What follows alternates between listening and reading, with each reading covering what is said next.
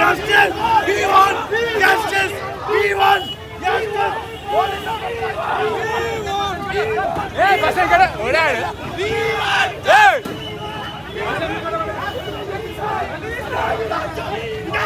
We want. We want. We want.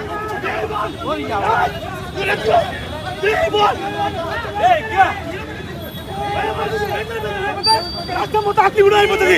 రేపు constable కి పెడతారు పెంచాలి. పాలిస్తాకి పెడతారు. We want. Yes sir. We want.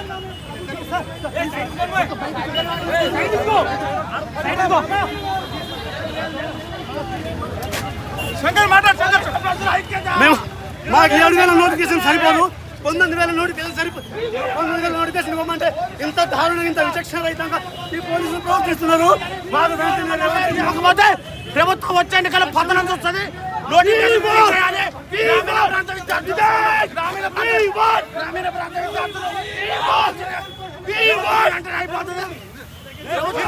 ఉద్యోగాలు కానిస్టేబుల్ 30 సంవత్సరాలు, ఎస్ఐకి 30 సంవత్సరాలు పెంచాలి. మాకు 20,000 కావాలి. మా ప్రజా పరిస్థితి పెంచండి.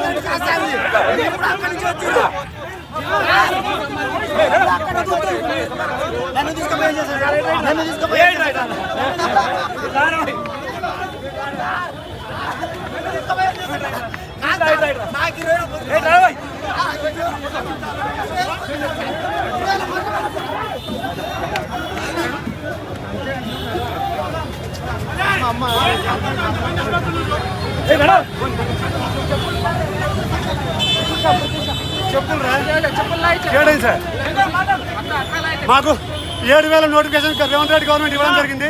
కానీ వాళ్ళే 19,000 నోటిఫికేషన్ ఇస్తామని ముందు మాట ఇచ్చారు. మా నిరుద్యోగులు తెలుసుకుని ఏర్పడ్డ ప్రభుత్వం ఇది. ఈ రోజు నిరుద్యోగం ఇంత చిత్తహింస వెళ్ళడం కరెక్ట్ కాదు. మాకు తక్షణమే 19,000 నోటిఫికేషన్ ఇవ్వండి.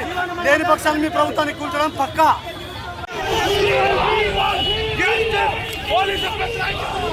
27,000 నోటిఫికేషన్ ప్రభుత్వానికి కోరికడతాం.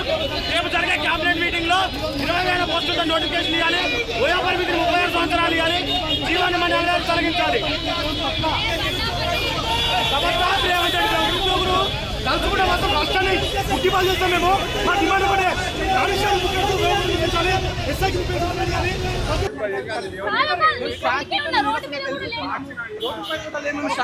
మీడియాతో మాట్లాడుతున్నాం. ప్రభుత్వం మాత్రం పోలీసులు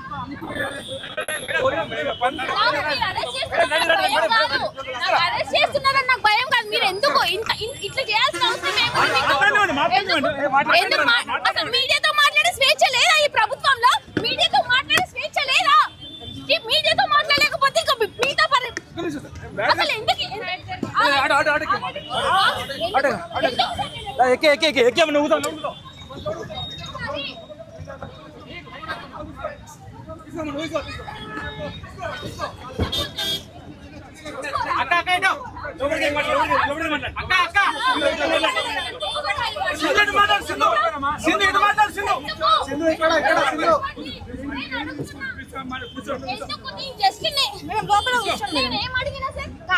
మీడియాతో మాట్లాడుతున్నా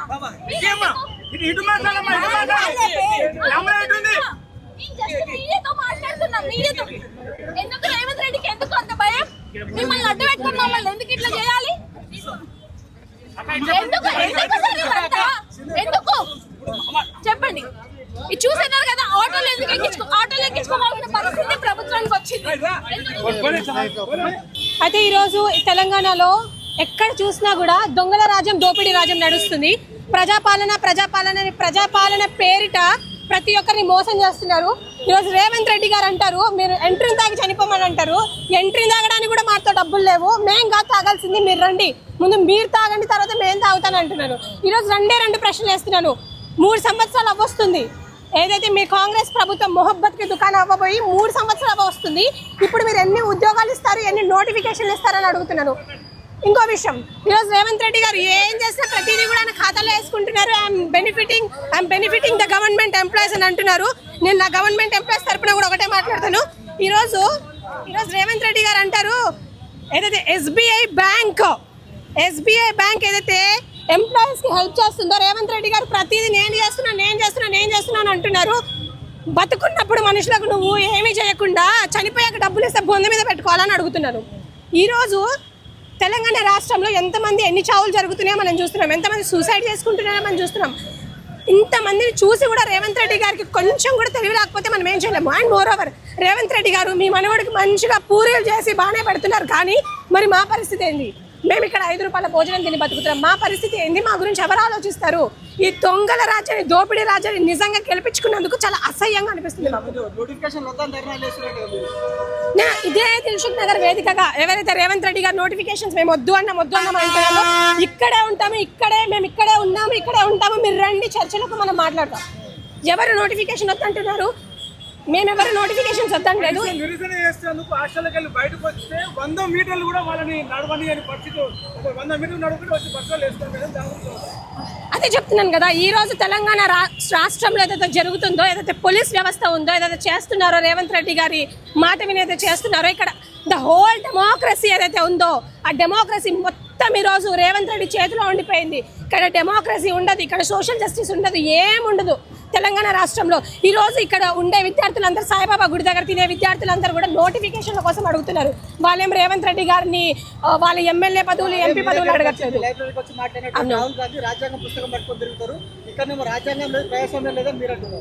నిజంగానే రాజ్యాంగం లేదండి. తెలంగాణ రాష్ట్రంలో డెమోక్రసీ ఎక్కడుంది? ఒక ముఖ్యమంత్రి అయ్యుండి, తెలంగాణ రాష్ట్రానికి ఒక ముఖ్యమంత్రి అయ్యుండి విద్యార్థులని ఎంట్రీని తాగి చనిపోమంటారా? అదే ఎంట్రీని డబ్బా అందరం తీసుకొచ్చి నీకు ఇస్తాం, నువ్వు తాగి చేస్తావా? ఈరోజు రేవంత్ రెడ్డిని అడుగుతున్నా, మీరు తాగి చేస్తారా? ఈరోజు 15 లక్షల మంది విద్యార్థులు, పోలీస్ కానిస్టేబుల్ అభ్యర్థులు, ప్రతి ఇంటికి కనీసం 2 ఓట్లున్నా కూడా ఇంతమంది మేము ఇంత ఓట్ బ్యాంక్ ఉన్నాం. ఈరోజు youth declaration, SC ST BC declaration ఎట్లాగుందో యూత్ డిక్లరేషన్ కూడా అంతే. యూత్ డిక్లరేషన్ అంటే మా ఓట్ బ్యాంక్స్ ఉన్నట్టే కదా. ఈ రోజు ఎందుకు మమ్మల్ని కేవలం ఓట్ బ్యాంక్స్ లాగా ట్రీట్ చేస్తున్నారు? ఓట్లు వేసేటప్పుడేమో మా కాళ్ళు మా చేతులు పట్టుకుంటారు.